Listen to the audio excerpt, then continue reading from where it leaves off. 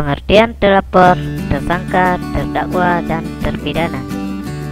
Terlapor, tersangka, terdakwa, dan terpidana merupakan hal yang berbeda.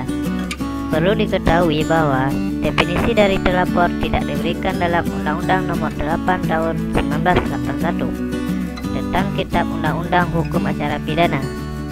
Namun berdasarkan definisi laporan pada pasal 1 angka 24 KUHP, laporan adalah pemberitahuan yang disampaikan oleh seorang karena hak atau kewajiban berdasarkan undang-undang kepada pejabat yang berwenang tentang telah atau sedang atau diduga akan terjadinya peristiwa pidana.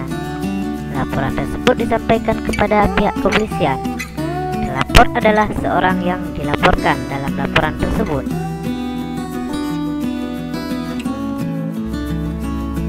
Terlapor adalah seorang yang dilaporkan telah atau diduga melakukan suatu tindak pidana.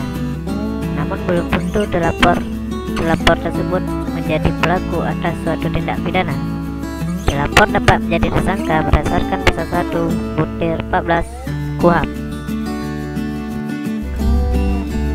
Tersangka adalah seorang yang karena perbuatannya atau keadaannya berdasarkan bukti permulaan patut diduga sebagai pelaku tindak pidana.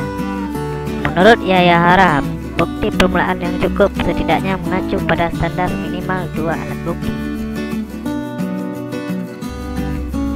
Terdakwa adalah seorang tersangka yang dituntut, diperiksa, dan diadili di sidang pengadilan. Seorang tersangka dapat ditetapkan menjadi terdakwa berdasarkan alat bukti yang cukup. Oleh karena itu, seorang tersangka yang menjalani proses persidangan di pengadilan disebut terdakwa, yaitu dalam pasal 1 angka 15 KUHP.